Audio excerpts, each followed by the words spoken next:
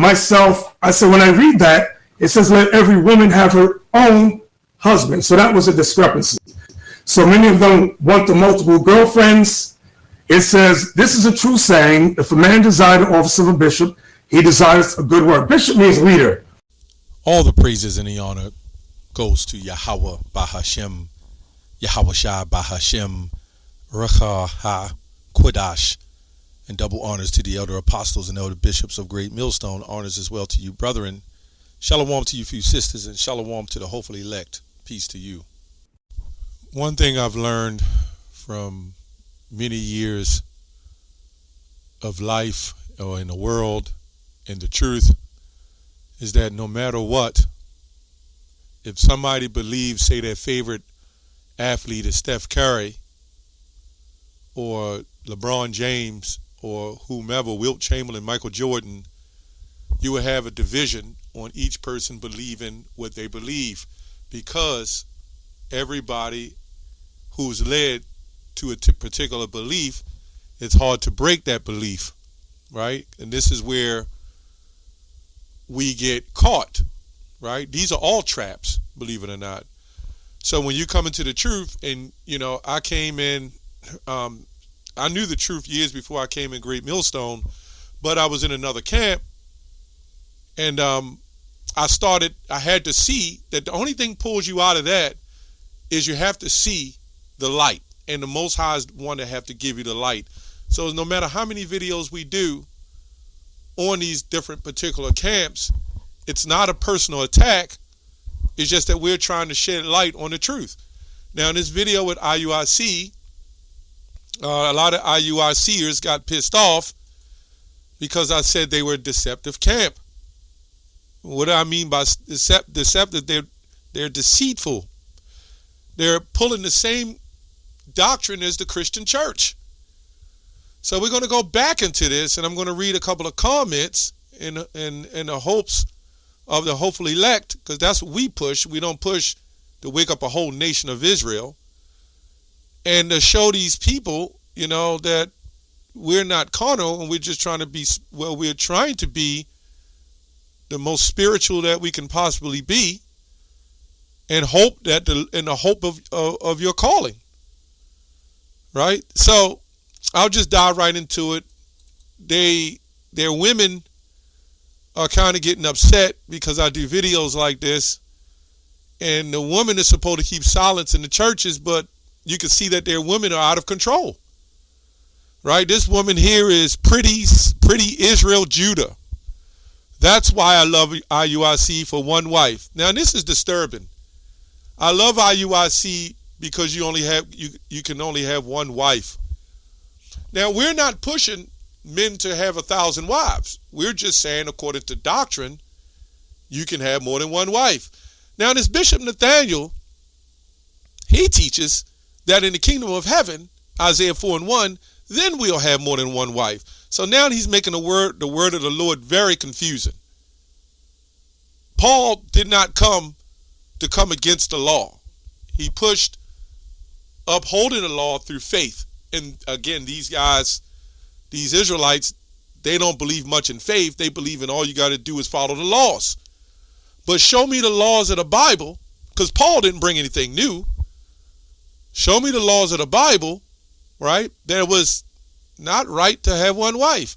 Now, one of the women, it's a lot to go into. I'm just going to, I don't really want to respond off of the women. I just want to show you that the inconsistencies of IUIC and how they are totally off. Now, when you go to Deuteronomy 17, this is another scripture they pulled, 17 and 17, which we went in several times on that. Now, if you want to go into the video about, what I brought out is the previous video on IUIC, the deceptive camp. Now, when you go to Deuteronomy 17 and 17, I'll make this quick if I can. It says, they didn't read up before that. When thou art coming to the land with the Lord thy God, understanding that David, he committed adultery because he was with another man's wife, period. Solomon committed adultery unto the Lord because of other wives and strange wives, which heathens, right, to a degree. Not to mention that our women will cause us to commit adultery even with one wife. We've seen one wife take Jake out of the truth. So don't make it seem as though it's all righteous even for one wife. That's why Paul said, I wish you was as I, not even have any. So it's not about 1, 2, 3, 4 wives. But we're going to get into that, the understanding of that, because there was another comment. It says, God giveth thee and shall possess it, right? And shall dwell therein, Yahweh, and shall say, I set a king over me, like as the nations that are about me. So this is the argument that Paul was speaking about with us practicing the Greeks, and their heritage, right? All nations practice a form of polygamy, right? All of them, most of them. The problem came in with the adultery. That's where the problem comes in. We're going to get into that. Thou shalt in any wise set him a king over thee, for whom the Lord thy God shall choose one from among thy brethren, shall thy seek set a king over thee. Thou mayest not set a stranger over thee, which is not thy brother, but he shall not multiply horses to himself, right? Nor cause the people to return to Egypt. Well, nothing was wrong with multiplying horses, but why is he saying this? Nor causing the people to return to Egypt, not literally always in Egypt, but following the Egypt practices, to the end that should multiply horses, for as much as the Lord have said unto you, ye shall henceforth return no more that way, neither shall he multiply himself wives to himself, right? That his heart turn not away. How's your heart going to turn away for having 4 women of the house of Israel? The only reason why your heart turns away because you follow different gods, right? Neither shall he greatly multiply himself silver and gold. Well, wait a minute. Wasn't it okay for kings to have silver and gold? Right? So we could clearly see this text is debunked, and you can go into the commentary, which I'll pull up another comment that brother the Hebrew Israelites of IUIC he pulled up. This is what I mainly want to get to. So I'm going to touch on this one. Not so much their sisters. They don't know what's going on until they get screwed over by one of them. And then, when they get screwed over, then they all, IUIC is the purple wicked boys, Anyway, it says, brother, the commentary you are reading to discredit have one wife strengthens the argument. So when you go into commentaries, you got to be careful of commentaries, because commentaries, they all have different opinions. These are all opinions of certain scholars, right? Doesn't mean they're 100% wrong, but it doesn't mean they're 100% right. But I'll go into these commentaries to add a little light to the commentary, right? So it says, it explained that the Jews fell into lasciviousness and called it polygamy, which polygamy is not a word. It came about much later. Or righteousness, because it was customary, for the instance, the commentary you read referred to the woman Samaria caught in adultery. No, it was not referring to that. It referred to the example of what she had done. And clearly, this is about a woman. And this is talking about the Israelite woman who was committing adultery and laying with multiple men. Right? That's why Bishop Nathaniel, we'll get into that too, Lord's willing, said the wife of one husband. When you go into the Greek, they were similar. So the commentators obviously broke it down the way they did. But moving on. The Jews would have sex with such a woman and feel it was justified. Not just those women. In fact, it wasn't nothing wrong with the heathen woman. What was wrong, you see Moses? We see several examples, right? Look at Ruth. Look at what happened to Boaz and Ruth. Come on, man. Ruth stood by and was just that example. So we dealt with heathen women. What about the spies? Not that they laid with them, but the heathen woman helped. All right. Anyway, But they would condemn the woman. The commentary tells you that it was lascivious practices among the Greeks and the Romans. Yes, it was. But what was a lascivious practice? When you go into, I don't think these people actually listen to the video when I speak on the video. We'll get back into that. As well as among the Jews, the lascivious practices, keyword, is something that the Jews adopted from the Greeks and Romans. What did they adopt from the Greeks and the Romans? First of all, when you go into the bishop must be blameless, the husband of one wife, it had nothing to do with polygamy. When you really go into the understanding of it, it had everything to do when a overseer had passed, right? When he had passed, when a woman or the wife has passed or died, they was told not to remarry. That's what that was actually really talking about. And then the bishop being blameless, the husband of one wife, it was going into the wife of one husband. The reason why that was said, because they was passing around the women and the men was divorcing them unlawfully. So a man would have 5 wives and he would divorce 4 of them or 3 of them, keep 2 and pass them around. These were the practices of the Romans, the practices of the Greeks. It wasn't nothing wrong with a man having more than one wife. So let's go into some history of the Bible and let's see if that's the case. Let's see if this was a practice of the Romans and the Greeks, right?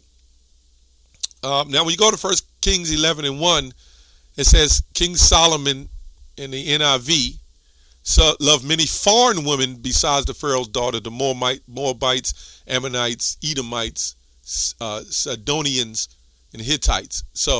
And they carried away his heart, right? And not to mention some of our own women.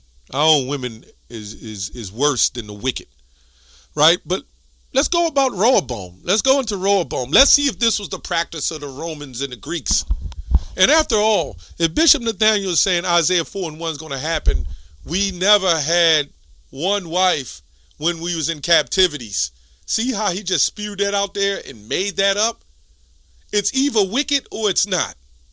So if this is a practice of the Romans and the Greeks and we're allowed to have more than one wife, then why the hell would we go into the kingdom and practice the practice of the Romans and the Greeks?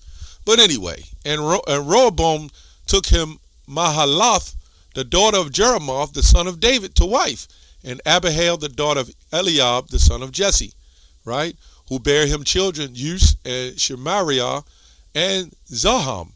And after her he took Maacah, the daughter of Absalom, which bare him Abijah, and Attiah, and Zizah, and Shilemoth. And Rehoboam loved Maacah, the daughter of Absalom, above all his wives and concubines. And this is when you get to Genesis. A man shall leave his husband and cleave to his wife, and there shall be one flesh, because you had men, just like Isaac, who cleaved to Rebekah, and he became his wife, and they became a flesh, because that was his favorite, right? You would have your favorites. You would have the head, what they call mistress, right? So if Bishop Nathaniel is teaching this, then what's happening in the kingdom? So it seems like he took a little old One West, merged and disputed it with Christianity, right? So let's go into a little more commentary and then get a little more understanding. It says, a bishop, the husband of one wife, Timothy 5:9, that the widow who is employed by the church is teaching the young of her sex. Now, if you go into the history, a woman had to be a widow. She would have to be 60 years old, right? It says, must have been the wife of one husband, right? The apostle could not mean that the person who have married a second time are therefore disqualified for the sacred office. See that? So, as I was saying before, it had really nothing so much to do with men and having multiple wives. They just translated it as that way. But it did have everything to do with women, right? With women having 10 husbands, right? Again, we're not asking for multiple wives. I don't know why you vain feminist women believe that we just teaching because we want a bunch of wives. All of you pretty much wicked, you ask me. But there's going to be some sincere sisters who are going to wake up. Teach the right doctrine. This is a group that don't even teach the name of the Lord. They're making up excuses. Oh, we're going to get a new name. Well, what happened to the old name? You just abandon that now? Come on, man. The marriage of a second wife after the death of the first is nowhere spoken of in the scriptures as wrong. In this way, you get the Roman Catholics about not being married. You know, you Israelites, you don't do any research. You don't read. You just listen to right on this Bishop Nathaniel said, that's what it says, blameless. How the hell can he be blameless having more than one wife that's in the truth? So now it's blameful for a man to have more than one wife? Come on, man. The only way he would be blameless, they wanted him to have one wife because all those women in the churches were sleeping around and the men was committing adultery. And they needed to be blameless because they had a lot of sexual immorality. But there wasn't nothing wrong with having more than one wife. But he's basically bringing order to the church. Anyway, the husband of one wife, none who at the same have more wives than one, as many as of the Jews had. This is telling you that, you know, the Jews had more, the Israelites had more than one wife. And it's common amongst the Jews, but amongst the other Eastern nations, right? But this was contrary to the institution of marriage. Some interpret this as excessive marriage, as if it were a scandalous thing for a minister to marry a second time. But for this, they had no pretense from the holy writings. These are commentators. Many persons lose their first wife so soon after marriage that they were not second marriage is lawful, right? All that ends of the marriages must be frustrated to them. The apostle commanded ministers to be the husbands but of one wife, doth not oblige them to marry, if God have given them the gift of continency, right? So this is nowhere technically in the law that you was only supposed to marry one wife, and there's nowhere in the law that says that. But to bring order to the church, and there was so much adultery, it was better for him to have one wife, right? In fact, when you keep reading, you got to read a lot of this if you're into that. Some of those women, that's why Paul was talking about trouble in the flesh. Some of those women, if they married, and by the way, some bishops had more than one wife, but they wasn't commanded to throw away. If they had 5 wives, they wasn't commanded to throw away 4 of them. But what those wives was doing was catching up in the practice of the Roman, Greek-Roman philosophies, and it was carrying them away in the trouble. And it was just screwing up the church for the, you know, the bottom line. Let me see here. Let me get another commentary. It says, many converts to Christianity would have more than one wife. They were nowhere commanded to put them all away but one. But see that? A lot of them had more than one wife, and that wasn't a false teaching. There wasn't nothing wrong with having more than one wife. Then as now many women would change her partner, and with or without the so-called remarriage, feel no scruple so long as she was faithful to the new partner. This is why they brought up John, the heathen, the Samaritan woman at the well, because they was following the examples of the heathen. When you go into the original text, as Nate just quoted, it says the wife of one husband. The reason why they said the husband of one wife, because in the Greek it is similar. But this was really talking about the wife of one husband and a husband of one wife, meaning this man is not supposed to be marrying a wife that already belonged to 30 other men. Is that hard to understand? These people have, you know, they don't have the understanding because they're blinded by that Christian doctrine. They're blinded by that Christian doctrine, man. You know? Okay, it says here, I'm just trying to read through this. The apostles' meaning, therefore, is in these canons, is such persons only were to be entrusted with the sacred offices in the married state, contented themselves with one wife and with one husband at a time, because they showed themselves temperate in the use of sensual pleasures. This is why Paul said to do this, because of the adultery. Through the immoderate love, these commentators, they all about the universalism too. A lot of them. You really they're going to say, well, you know what? It was great to have a man could have more than one wife. It says, in like manner, because according to our Lord's determination, persons who divorced each other unjustly were guilty of adultery. And the men was divorcing unjustly, and the woman was divorcing unjustly. First of all, there was nothing against it. That's why Paul had to bring it in. That's why he had to say what he said. This is why Yahushua told the woman at the well, you have 5 husbands. Why don't he talk and tell a man, all those men who had many wives, why didn't he say you had 10 wives? Why didn't he say you have 5 wives? Wait a minute. Where's that in the scriptures? Where the one you call Jesus, Yahushua, the ones you like to call Jesus, where in the scriptures did he say, any of them, anybody, you got 5 wives, you've committed adultery? I like to see that one. And you jakes that follow this madness, ask your bishop, why is Isaiah 4:1 going to allow polygamy, that made up word? Ask him that. Ask him, how is it possible that a Roman Greek custom will be carried out in the kingdom of heaven? I like to know that. That's why it's easy to come against you guys, man, because you false in doctrine. You're false prophets. Bishop Nathaniel has carried on a Christian doctrine mixed with being a Hebrew Israelite. Right? That's why him and Sakari had so much trouble with this law thing, man.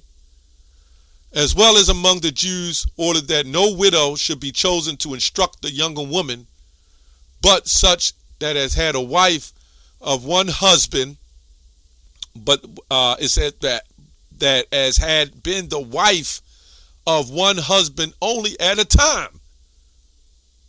Where do you see the reverse part in this? Where do you see in all the commentaries that they said that the man must be basically he can't have multiple wives? Because the actual translation says the wife of a husband, the husband of one wife, the overseer. Now, why did he say the overseer? Why didn't he just say everybody? That's another question. Why did he say the bishop, the overseer, the heads of the church have one wife? Although the other men in the church was having more than one wife too. Why didn't he tell the whole church of Corinth, hey, right? Why didn't Timothy say, hey, you can only have one wife? Why didn't he say that to everybody, not just some overseer? See, this is madness, man. And they're making up a Christian doctrine, and these women follow it because they love to be able to have the power and control over these jakes. See, and this is why adultery goes on, man. You're going to find that one wife thing, even in these churches with the confusion and these women with multiple demons on them, you're going to find that that's not going to change a damn thing.